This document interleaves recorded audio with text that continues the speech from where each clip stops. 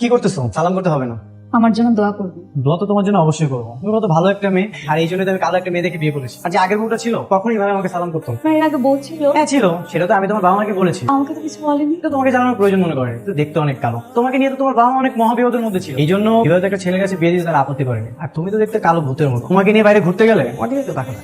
হ্যাঁ, আমি এতটাই কালো কেউ কখনো আমার দিকে ফিরেও তাকাবে না। এখানে দাঁড়ো। কি রে, তোর এভাবে তাকিয়ে আছিস কেন? মুখটা বন্ধ কর, না তো মশা চলে যাবে। তোকে বলেছিলাম না আমি আরেকটা বিয়ে করবো। এই যে আমার নতুন বউ, সবকিছু ঠিকঠাক আছে? হ্যাঁ সবকিছু ঠিকঠাক আছে। হ্যাঁ দেখতে পাচ্ছিস না আমার বউ কালো? হ্যাঁ একটু তো কালো। তো সেটা বলবি না যে আমার বউ কালো? ভাবি সামনাসামনি দাঁড়া আছে তাই সরাসরি বলিনি, যদি মন খারাপ করে। তোরা না মানুষই চিনতে পারিস। আমার বউ হচ্ছে পুতুলের মতো, আমি যাই বলি না কেন ও মাইন্ড করে না। হলে তো খুব ভালো। এমনি কেন আমি কালো মেয়ে বিয়ে করেছি, ওকে আমি যা ইচ্ছা তাই বলবো, যেখানে ইচ্ছা সেখানে নিয়ে যাবো, কোনো নজরই দিবে না। কেন? কালো মেয়ের দিকে কে নজর দিবে? তুই কোনো কালো মেয়ের দিকে নজর দিবি? কালো মেয়েকে বিয়ে করবি? না না কালো মেয়ে এখানে বিয়ে করো। তোরা তাহলে থাক। হ্যাঁ লাঞ্চ নিয়ে আসছি। তুমি তো তাড়াতাড়ি চলে আসছো, রেখে দিচ্ছি। সুজন ভাই, বিয়ের পরে কি কাজের মানুষ রাখছেন বাসায় সেবা যত্ন করার জন্য? কাজের লোক রাখবো কেন? তাইলে এইটা কি? আরে ওই তো আমার বউ। ও, আমি তো ভাবছি কাজের লোক। ভাবি কিছু মনে করেন না। না না ভাই, কিছু না। আমি মীরা, আমাকে দেখে ভয় পাওয়ার কিছুই নেই। তুমি এখানে অন্ধকারে পেতি মতো বসে আছো কেন? হাই একটু হলে তো আমি হার্ট অ্যাটাক করতাম। আমি তো আপনার সামনেই বসেছিলাম, আমি বুঝতে পারিনি যে আপনি আমাকে দেখে ভয় পাবেন। তুমি তো এমনিতেই গেল, আর উপরে আবার অন্ধকারে তুমি বসে থাকবা, লাইটের সামনে বসতে পারো না? আপনাকে একটা কথা বলি। বলো। আমি জানি আমি কালো, কিন্তু সবসময় তুমি কালো বলার কারণ আমি কি কখনো অস্বীকার করেছি আমি কালো নই? আচ্ছা, এখানে সমস্যা কি আছে বলো? বাস্তব তো তোমাকে মেনে নিতে হবে। আপনি এভাবে বলেন, আমার খুব কষ্ট হয়। এখানে কষ্ট কেন নিবা তুমি? এই নিয়েই তো সংসার করছি। আপনি সারাদিন আমাকে কত কথা শোনেন, আমি কোনো উত্তর দিই না। আচ্ছা নিচে চলো, আর ক্ষুধা লেগেছে, আমাকে খেতে দাও। আপনার দুধটা। আমি একটু বাসায় যেতে চাই। কেন?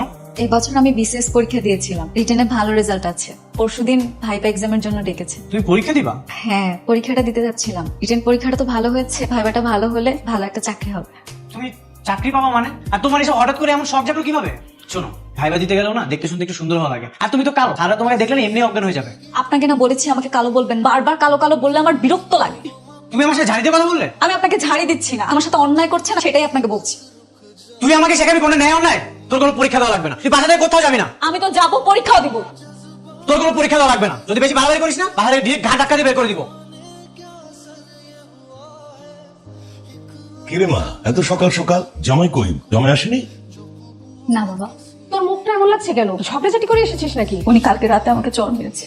জ্বর মেরেছে? আচ্ছা শোন, সংসার করতে গেলে একটু ঝগড়াঝাটি ঝামেলা হয়ে থাকে, তাই বলে তুই সবকিছু নিয়ে এভাবে বাপের বাড়ি চলে আসবি? মা, আমি জানি আমি কালো, তাই বলে কি সবসময় কালো বলে অপমান করবে? এ ঠিক?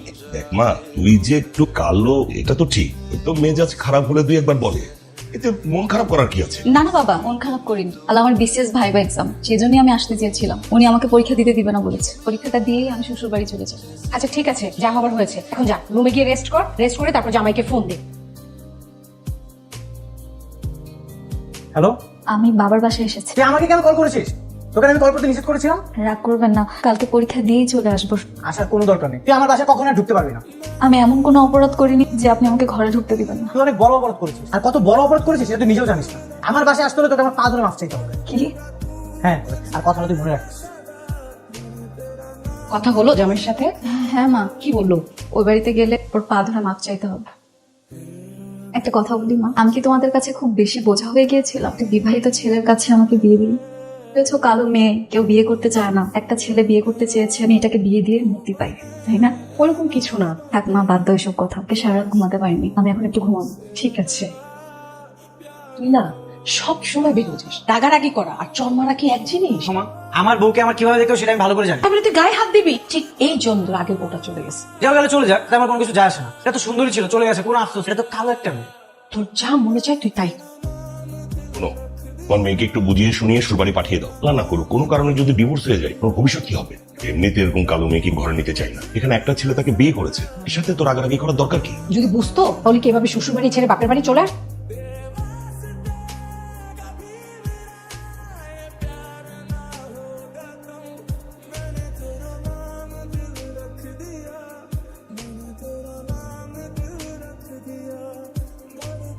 ভাই, ধরো পুলিশ আছে, চেক করতেছে, আমাদের দোকানে চেক করবে। হা করে তাকিয়ে দেখছেন কি? তোর ম্যাজিস্ট্রেট ম্যাডাম আমাদের আপনার দোকান আমরা চেক করবো, যদি কিছু উল্টাপাল্টা পাই তো দোকান তো তালা মারবোই, সাথে লাখ টাকা জরিমানা হবে। জি, চেক করেন। এই যাও। থাক, দরকার নেই। এটা আমাদের দোকান, আর উনি আমার হাজবেন্ড। উনি আপনার হাজবেন্ড? ম্যাডাম আপনি তো ম্যাজিস্ট্রেট, না ভেবেছিলাম যে আপনার হাজবেন্ড হয়তো জজ বা ব্যারিস্টার হবে। কেন আমি ম্যাজিস্ট্রেট বলে যে আমার হাজব্যান্ড জজ ব্যারিস্টার হবে এমন কথা আছে? ওনার সাথে আমার বিয়ে হয়েছে আর উনি আমার হাজব্যান্ড। Sorry madam. আমি জানি এই দোকানে অবৈধ কিছু নেই, আমার মনে হয় আমাদের মুভ করা উচিত। আপনারা জান আমি আসছি।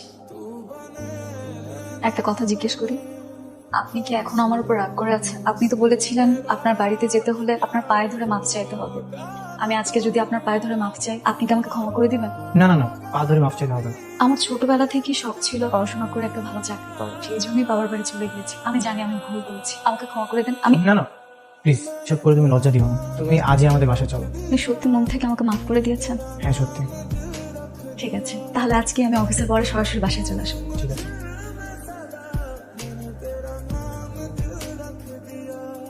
তুমি এসব কি করছো? আপনার জন্য নাস্তা বানিয়ে টেবিলে সাজাচ্ছি। এখন থেকে তোমার রান্না করতে হবে, কাজে লোক রাখবো সেই করবে। কেন? আগে তো কখনো কাজে লোক রাখতে চাননি। ভেবে দেখলাম অনেক কষ্ট হয়ে যায়, এই জন্যই রাখবো। আগে কষ্ট হতো না? হ্যাঁ হতো, এখন তো এখন তো কি, আমি ম্যাজিস্ট্রেট, বড় চাকরি করি, তার জন্য আমার এত আপ্যায়ন, তাই তো? তাহলে তো আমার কোনো মূল্যই নেই, সব আমার চাকরির জন্যই হচ্ছে। তুমি এগুলো বলে আমাকে লজ্জা দিও না। আমি এমনিই তোমার প্রতি অনেক অন্যায় করে ফেলেছি। মানুষের চেহারা সৌন্দর্য ছাড়াও আরো অনেক কিছু রয়েছে। তুমি তোমার যোগ্যতার মাধ্যমে অনেক বেশি সুন্দর। একটা অনুরোধ করবো, করো। আপনি না আমাকে কখনো কালো বলবেন না, আমার খুব কষ্ট হয়। এই পৃথিবীতে আমি আপনাকে সবচেয়ে বেশি ভালোবাসি। দুনিয়াতে সবাই আমাকে কালো বলুক, আমার কিচ্ছু যায় আসে না, তো আপনি তো আমার ভালোবাসার মানুষ। আপনি যখন আমাকে কালো বলেন আমার কলিজায় লাগে, আমার বুকটা ফেটে যায়। আমি তোমাকে কথা দিচ্ছি আর কখনোই আমি কিছু বলবো। Promise? I promise.